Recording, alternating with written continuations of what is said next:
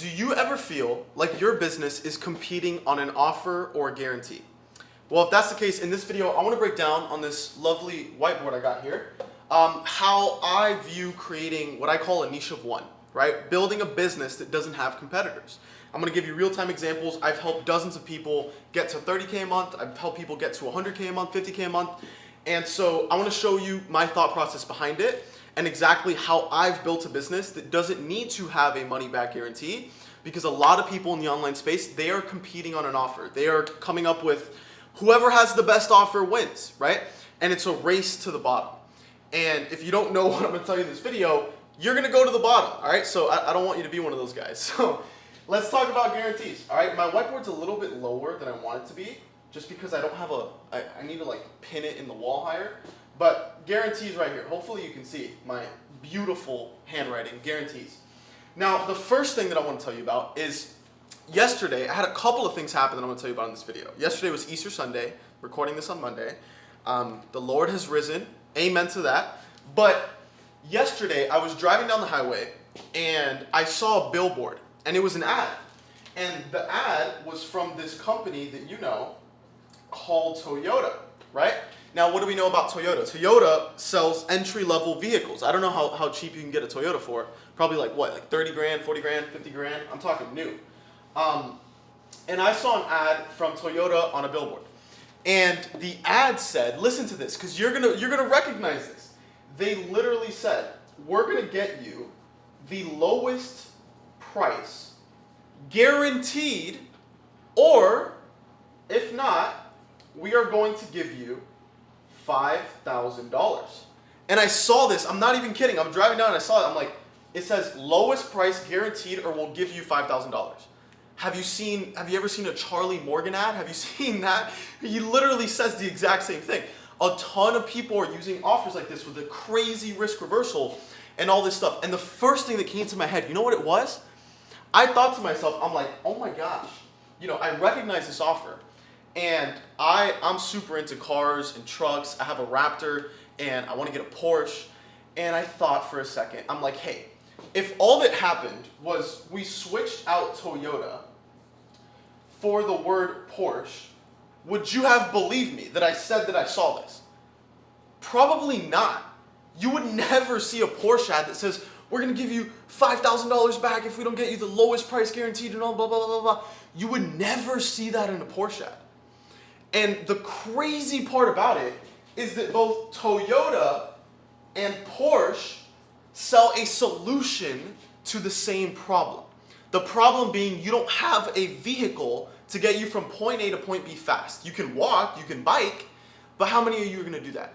Not a lot. So they both offer the same solution, yet this company right here is able to charge 10 times the price as Toyota.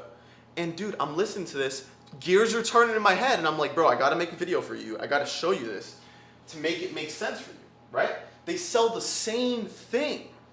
In the same way, in my consulting business, I sell the same thing as so many other people, but I'm able to charge more money. I'm able to not need a money-back guarantee and a crazy risk reversal and compete on price and an offer, okay?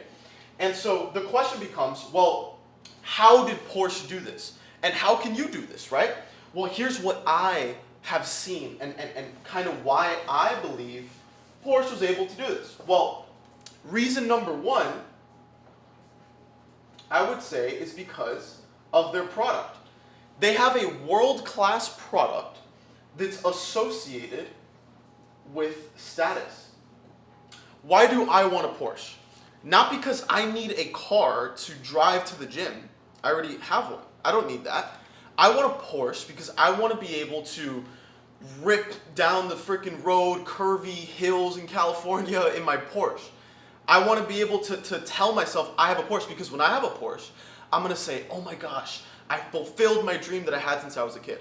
Well, why did I have that dream when I was a kid? I think it's the second component. The second component to Porsche is their brand. If they didn't have a brand, you wouldn't want a Porsche.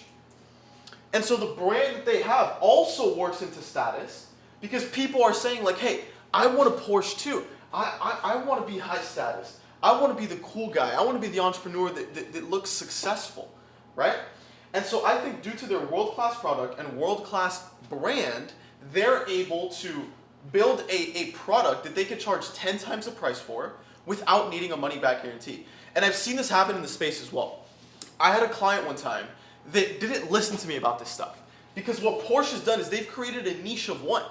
Just because Toyota comes around and releases a $10,000 car doesn't mean Porsche has to reduce their prices.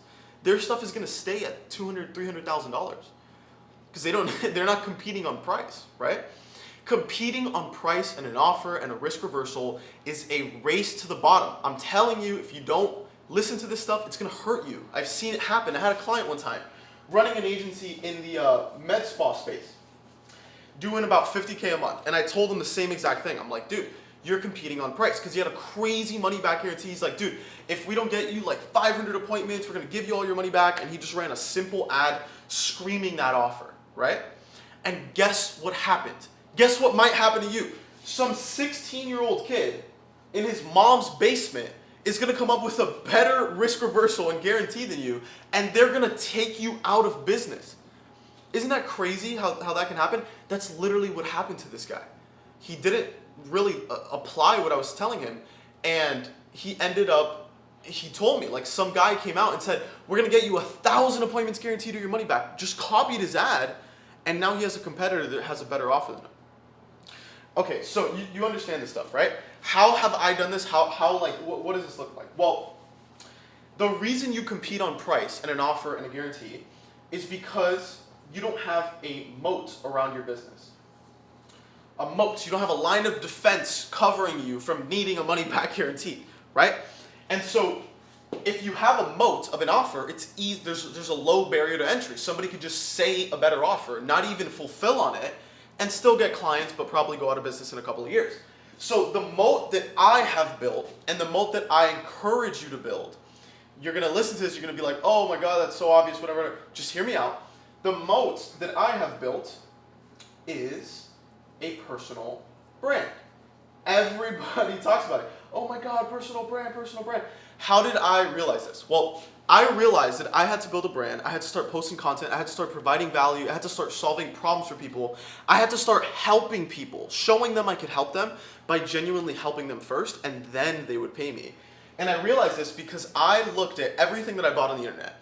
I say this all the time. I spent like 50 grand. I bought 10K programs, slap it on the American Express like nothing, right? I was addicted to buying programs. And I realized, I'm like, hey, every single program or service or anything I bought online, it was never because they had like a $5,000 money back guarantee and I saw one ad from them and I never knew of them before. No. What happened was I saw a YouTube video from this person, and then I went on to consume their content for absolute hours. I'm talking like months. Like, that's my buying side. I'll watch somebody for months and be like, dude, this guy has provided so much damn value for me. I wonder what his paid stuff has, right? And so I consumed this content for hours. In order to get somebody to buy from you without needing a money back guarantee or competing on price, what you need to do is you need to build trust. Right? Maybe you understand that. You need to build trust. You need to build trust. Like, I'm working with a client now that was a referral from one of my other clients, right? And when they got referred to me, the trust level was already there. And so you can literally look at it like a scale, like a 0 to 10 scale. We could call it the trust scale. So this referral came to me because my client got incredible results. So I would say off rip, them just getting introduced to me because my client got great results, they were already at a 5 out of 10. Now, I still have to get on a call with them and I still have to talk to them about the process and everything to get them to a 10 out of 10. But when a stranger sees an ad or any type of marketing from you, they are a 0. They are the most skeptical people on the face of the damn planet. They're a 0 out of 10 on the trust scale, right? And so what we need to do, I'm coining this term, watch, when somebody else uses it, it's going to be me, is you want to build trust at scale. You have to build trust at scale. When I started my marketing agency, I dropped out of college at 19. I had a mustache, I had long hair, I looked like Jack Sparrow if you've watched Pirates of the Caribbean, And I was cold calling realtors. That's who I sold to. I sold Facebook ads to realtors, right? Super unique offer. I'm being sarcastic, if you can't tell. And I had to cold call, I had to cold DM, I had to get people on calls. Do you know, like, you're a 50-year-old realtor, you've been in the business for 20 years, and you have some 19-year-old kid in his dad's house with a $100 million offers book behind him saying that he can help you grow your business. The trust level is an absolute zero. And I know a lot of people, because I was in that space, that had the same exact offer as me and never got it off the ground.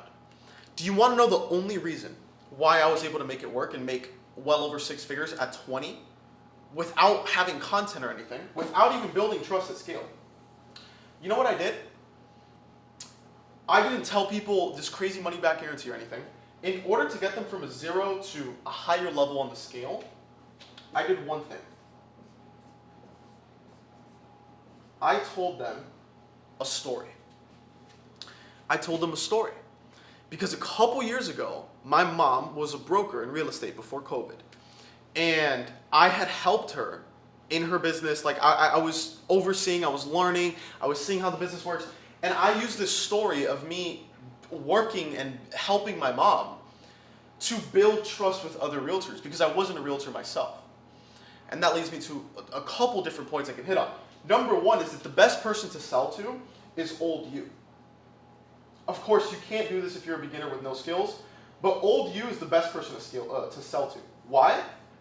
Because the story that you could say will resonate with them.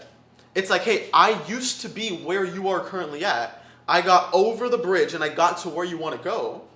It is a no-brainer to pay me to get there faster, right? And so I used one story to build trust with these realtors, and that's the reason they bought from me. And so that leads to, and why? I have a book, I have this book right here, Russell Brunson.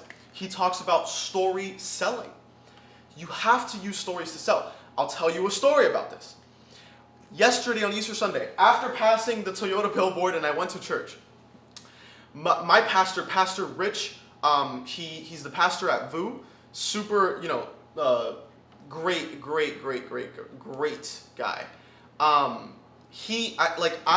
listen to the message, but my marketer, sales brain turns on. And I'm like, dude, this guy has inspired. He got 20,000 people to go to church on that Sunday and listen to his message. 20,000 people, dude. That's a lot of people. And I was listening to the way that he was speaking. How was he keeping all these people? I mean, he had his church packed out. When I went to church, I didn't even get to go in the main church. I had to be in a little tent outside because it was so filled with people. There were no seats for me. And so what I had to do is, or not what I had to do, but what I saw him do is he used stories not to sell, but to show people the message that he was trying to get across.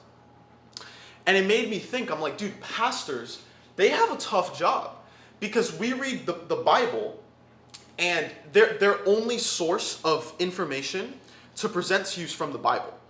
What I mean by that is it's not like they have new material to hit you with every week.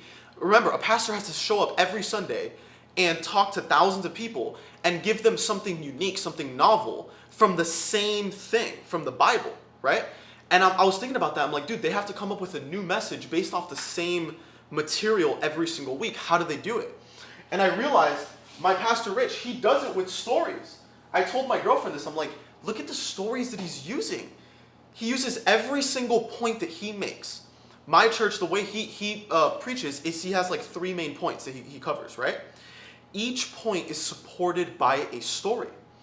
And so what I realized, I was thinking about this last night at 11 p.m. or right before bed, is that pastors use stories to give a unique perspective or insight on the same material that they already have.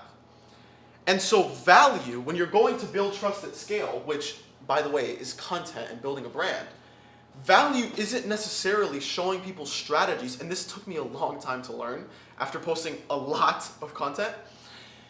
It's not by posting tactics and strategies and how-tos. It's giving your specific, based off your life experience, based off your worldview, your specific perspective and insights. that is value because people can digest it differently and actually go and apply it into their lives. And I was thinking about all this stuff and I'm like, dude, this is crazy. It's all coming together. All these ideas about how to sell, how to market, I'm seeing it everywhere. It's a sign I have to sit up right here and make this video for you. And so I don't know if this resonates with you, but if this could help just one person, maybe just you watching, and you run an agency or a coaching business or you're just getting started or whatever, and you're competing on offer and price, I'm telling you, I'm empowering you, I'm encouraging you, use the same thing I did on sales calls with realtors. I used story to get them to trust me, to increase the trust scale, to get them to want to buy from me. Use stories to build trust at scale. And the way that you do that is by posting these simple YouTube videos. This one right here, unedited, just had some ideas, my own unique perspective and insights, and build trust at scale using stories. If you do that, you'll never have to compete on an offer, on a money-back guarantee, on a risk reversal again, and you could finally become what I call a niche of one and charge the prices that you believe you're worth and not have to compete with people that are 16 years old in their mom's basement that come up with a better offer than you. So yeah, that's today's video. I hope you enjoyed, and let me know if you like this style. Haven't really done this type of style. If you did, let me know down below. Thanks for watching, and I'll see you real soon. Peace out.